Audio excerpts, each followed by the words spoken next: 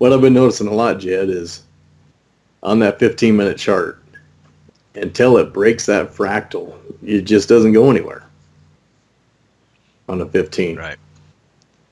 But that's what I'm looking at. But I mean, so even like right now at the very top of your trade on the 15-minute, Yeah. before you took the very first trade, Yep. there's that fractal to the bottom left.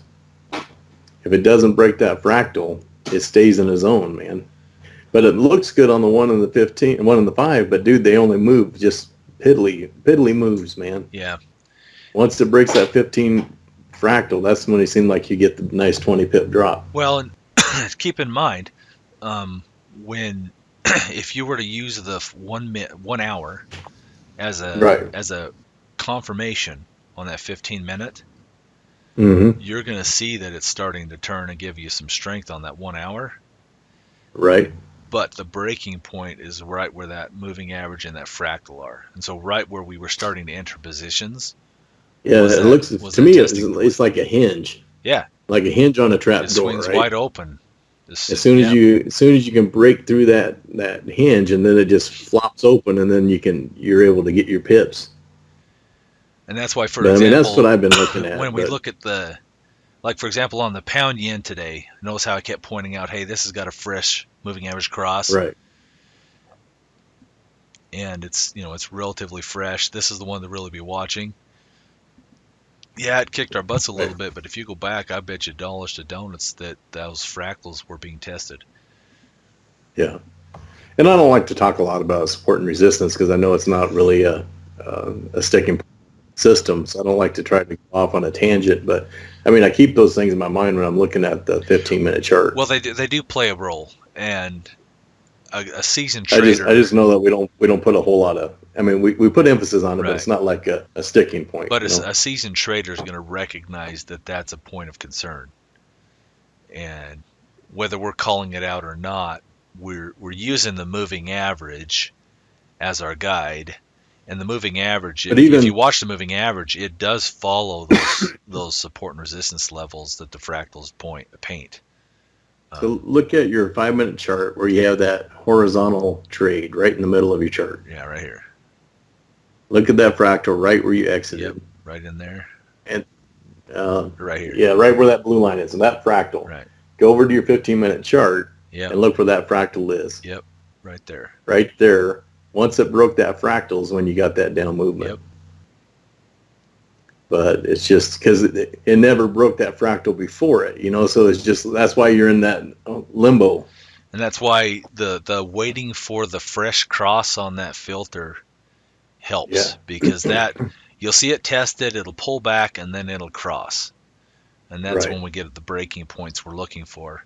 So definitely a 15-minute strength is there. So. I think a lot of my problem in the past has not been relying on 15-minute for analysis. I mean, I look at it and see that, okay, it's on the other side of the moving average, okay, and then I concentrate on the 5 and the 1, but the 15 tells a story too. Yeah. So I think I need to put a little more effort in studying the 15 as well. The 15 is the hinge point. It's just like what you're saying, there are specific points on that 15-minute chart. And they're marked by fractals, but they're also marked by the moving average and the fresh cross on the 15 filter. Fresh crosses. Yeah, you look at the fresh crosses. I mean, they line up perfect too. Yeah, so we can actually. It's just good to have. I'll just use this as an example. Let me mark every 15-minute cross. Oops, go back one more. 15-minute filter cross.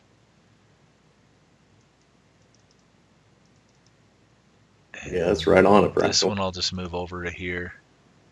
I can't tell if that one happened there or not, but let's see. Yeah, it tested. Okay, so those four lines. Now let me mark some key points here. There's a fractal. Right. There's a fractal.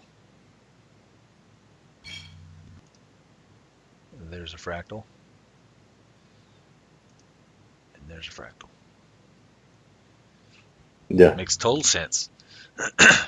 But I don't know. That's what I've been seeing, but I don't know if it was correlated or not. It does. No, you're right. You're spot on, because those are points of interest, And by waiting for the moving average, or excuse me, the filter, Right.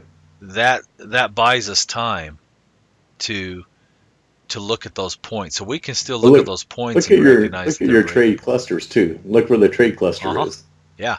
Right at that fractal, right? Every You look up above the very first mhm. one, you have that trade cluster. One's a couple above it, but I mean, Yep. it's right in that Right there in zone. that range. And then the next Right here in the zone is right range. at that cluster. And then we had that Oh, one in the there's one middle that right just here sort of too, went and then nowhere. this low cluster. Well, that's the See, the close one we cluster. lost, Yeah, then we the lost one that we one. lost was right But then there. we started getting back into this range, and that's where our clusters start happening again. And that one horizontal one was in no man's land right there. Yep. I mean, we had a signal, but it wasn't really set up on the 15, right? It wasn't a strong one. It Yeah, repainted, we didn't had give us it. quite what we were looking for. Remember we had the cross, but it went Hmm. right back again. Yep. But then look, you jumped in again right at that fractal, and that's where we got the last Yeah, couple there's a lot of trades. validity I don't to know. that. There's a lot of validity to that, and I think that paying attention to that 15-minute filter is the key factor in helping time our Yeah, entries. And you can see those clusters, just like you're talking about, they fall right at hinge points that are marked by fractals. right. And like I said, I don't want to go off on a whole new tangent, and I can see it in my head without trying to derail the whole group, and that's why I don't want to go there. But that's what I'm starting to look Right. at, and I'm seeing those patterns, and I just want to show you too. I Well, mean, I'm there's sure you know validity it, but there, and the reason there's validity is because it ties in with the 15-minute filter cross. And right, that's the one thing that's standard across every team. Everybody has to be yeah, using that, otherwise they're going to get hurt. So yeah. Well, it makes sense, man. Finally getting some daylight dawns and Marblehead moments. You know what I mean? yeah, this will be good. This is a good study. I'm going to use this recording to help educate everybody on this power of that 15 minute. Yeah, yeah. It's definitely what we need to be looking at.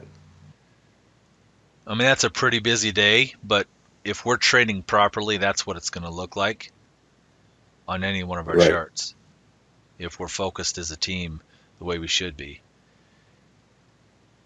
And I the agree. other issue is getting inexperienced traders or traders that are struggling with confidence, getting them building up their confidence to be able to take trades when they're called by stronger team members, Right. because that's going to make everybody stronger. Everybody's going to rise with the tide. That's true. So good study. Yeah, it was the the Tokyo and London sessions, but it was a good practice on looking for the right things. Well, the thing is, it doesn't really matter which session you're trading. I It's mean, not. it's all the same Yeah, thing. it's not going to matter because we're going to You're get just good looking for the same moves. Yeah, we're going setups. to get moves that are set up the same way in any of the periods that we're trading. But yeah, this was a good study. This is going to be. Yeah, it's good, man. I appreciated bringing it to us so we can sit and walk through them and see what we got going on here. So